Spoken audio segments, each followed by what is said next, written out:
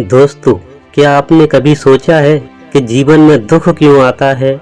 या ये किसी ईश्वर की योजना का हिस्सा है या फिर हमारे कर्मों का परिणाम है? आज हम इस सवाल का उत्तर तलाशने की कोशिश करेंगे और समझेंगे कि दुख का असली कारण क्या है और इसे कैसे दूर किया जा सकता है। हम सभी के जीवन में दुख और सुख आते जाते रहते हैं। कभी जीवन में खुशी की लहर होती है तो कभी दुख की घनी छाया। परंतु सवाल ये उठता है कि इन भावनाओं का नियंत्रण किसके हाथ में है? क्या यह ईश्वर की मर्जी से होता है या फिर कोई अनदेखी शक्ति हमारे जीवन की दिशा तय करती है? जब हम इस विषय पर विचार करते हैं तो एक सच्चाई उभर कर सामने आती है। हमारे जीवन के सुख और दुख का असली कारण कोई बाहरी शक्ति नहीं है, बल्कि हमारे अपने कर्म ही हमारे जीवन का निर्माण करते हैं। अक्सर जब हम दुख का सामना करते हैं तो हम भगवान को दोष देते हैं। हम सोचते हैं कि यह भगवान की मर्जी है कि हमें दुख झेलना पड़ रहा है, लेकिन दोस्तों यह सत्य नहीं है। हम स्वयं अपने जीवन के निर्माता हैं। हमारे कर्म, हमारे विचार, हमारे निर्णय ही हमारे जीवन की दिशा तय करते हैं। शास्त्रों में यह स्पष्ट कहा गया है, को न काहू सुख दुख का दाता, यानी कि कोई व्यक्ति हमारे सुख दुख का कारण नहीं होता। जब हमें दुख होता है तो हमें ठहर कर आत्म मूल्यांकन करना चाहिए। सोचना चाहिए कि यह दुख कहाँ से आया है, क्या यह हमारे किसी निर्णय का परिणाम है। हमें यह समझने की आवश्यकता है कि हमारे जीवन में जो भी कठिनाइयाँ आती हैं वे हमें कुछ सिखाने के लिए होती हैं। जब हम अपनी गलतियों को समझने की कोशिश करते हैं तब हमें समाधान मिल सकता है। रूस, यूक्रेन, फिलिस्तीन, इजराइल जैसे देशों में हो रही त्रासदी को देखकर हमारा दिल दुखता है। मासूम बच्चे, निर्दोष लोग इस हिंसा का शिकार बनते हैं, लेकिन क्या यह भगवान की मर्जी है? नहीं, यह सब हमारे कर्मों का परिणाम है।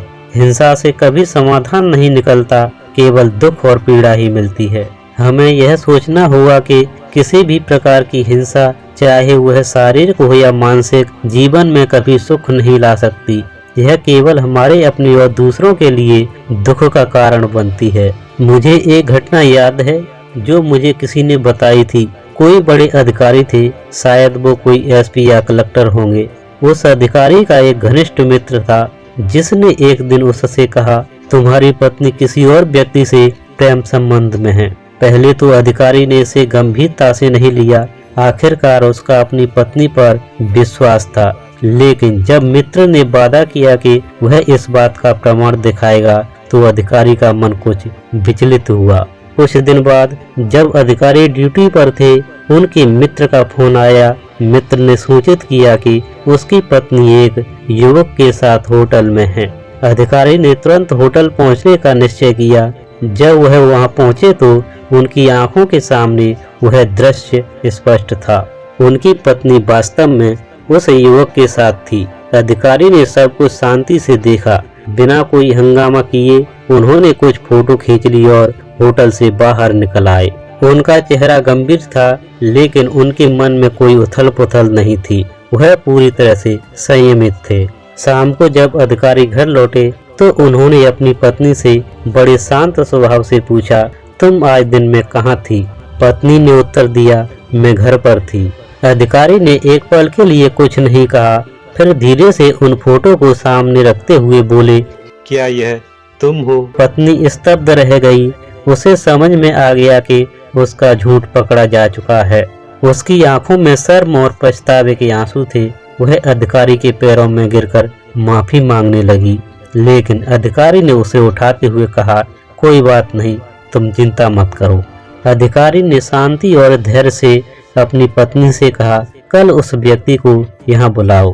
पत्नी कुछ नहीं समझ सकी, लेकिन दूसरे दिन उस व्यक्ति को बुला लिया। अगले दिन जब वह व्यक्ति उनके घर पहुंचा तो अधिकारी ने बड़ी इज्जत से बिठाया, नाश्ता कराया और शांति पूर्वक कहा, अब तुम इसे ले जाओ। तुम दोनों शादी कर लो ताकि तुम्हें छुप कर मिलने की जरूरत न पड़े। उन्होंने बड़े प्रेम पूर्वक उस व्यक्ति को यह बात कही मानो यह कोई साधारण घटना हो। अधिकारी ने यह भी कहा कि वह उन्हें आर्थिक सहायता देंगे ताकि वे दोनों अपना जीवन अच्छे से बिता सकें। अधिकारी ने उस व्यक्ति और अपनी पत्नी से कहा, अब मेरा तुम्हारा संबंध समाप्त हो गया, अब तुम दोनों साथ रह सकते हो। वह व्यक्ति और महिला यह सुनकर दोनों स्तब्ध रह गए। उन्हें विश्वास नहीं हुआ कि इतना बड़ा अधिकारी इस स्थिति को इतनी सहजता से ले रहा है। युवक और महिला दोनों को एक पल के लिए यह एहसास हुआ कि उन्होंने कितनी बड़ी गलती की है, लेकिन अब बहुत देर हो चुकी थी। कुछ महीनों बाद अधिकारी ने दूसरी शादी कर ली। वह अब एक नई जिंदगी शुरुआत कर चुके थे। दूसरी ओर वह व्यक्ति और अधिकारी की पूर्व पत्नी गरीबी में जीवन बिता रहे थे।